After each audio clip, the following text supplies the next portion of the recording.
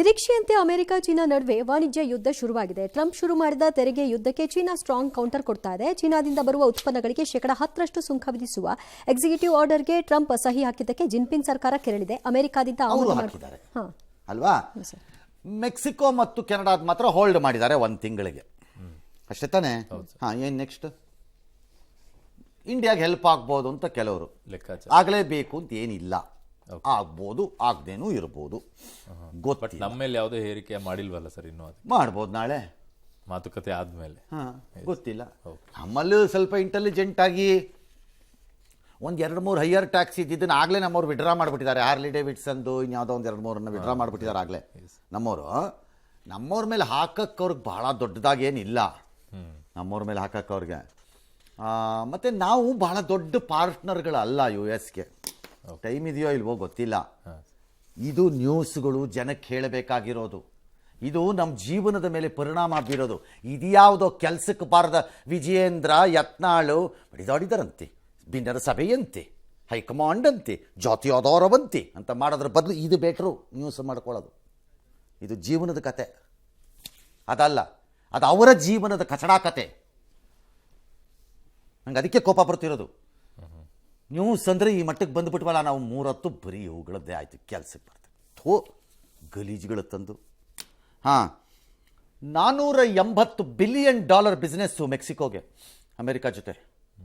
Around $460 billion China business. $440-450 billion Canada.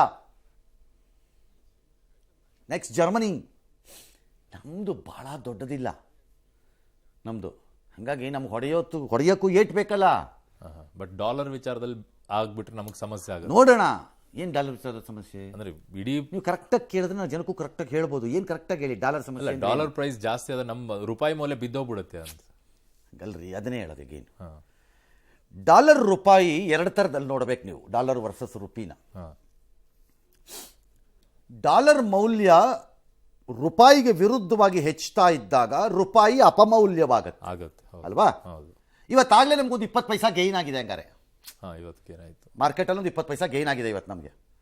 ಆದರೆ ಇದನ್ನು ನಷ್ಟ ಎಂದು ಪರಿಭಾವಿಸುವ ನಾವು ಆರ್ಥಿಕ ಲೆಕ್ಕಾಚಾರದಲ್ಲಿ ಅದಕ್ಕೆ ರಿವರ್ಸ್ ಲಾಭನೂ ಇದೆ. ಹೇಗೆ ಸರ್? ಹೇಗೆ?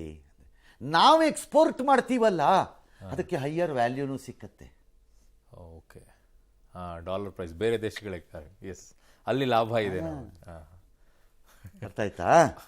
That's economics. ಇದನ್ನ ನಾವು ಡಿಸ್ಕಸ್ ಮಾಡಬೇಕು ಇನ್ನು ಮುಂದಕ್ಕೆ ಹೋಗ್ತಾ. ಹೇಗೆ ನಮ್ಮ ಯುವಕರು ಇವತ್ತು ಟ್ರೆಡಿಷನಲ್ ಮೀಡಿಯಾಗಳಲ್ಲಿ ಬರ್ತಿರೋದನ್ನ ಪಕ್ಕಕ್ಕೆ ಇಟ್ಬಿಟ್ಟು ಅವ್ರಿಗೆ ಬೇಕಾಗಿದ್ದು ಹಿಂಗೆ ಮಾಡ್ಕೊಂಡು ಕೂತಿದ್ದಾರೋ, ಹಂಗೆ ನಾವು ಚೇಂಜ್ ಆಗಿ ಇವೆಲ್ಲ ಹೇಳ್ಬೇಕು. ಅದೇ ಬುರುಡೆ ಬಿಟ್ಕೊಂಡು ಕೂತಿದ್ರಾಗಲ್ಲ. ಯಾವುದೋ ಸಭೆ ಸೇರಿದಾರಂತೆ, ಜಾತಿ ಲೆಕ್ಕಾಚಾರ ಮಾಡಿದಾರಂತೆ, ಬುರಿ ಇದೇ ಆಗೋಯ್ತು. ಯಾವನ್ರಿ ನೋಡ್ತಿದ್ದಾನೆ? Who is watching these jokers ಡ್ರಾಮಾಗಳನ್ನ? ಎಸ್,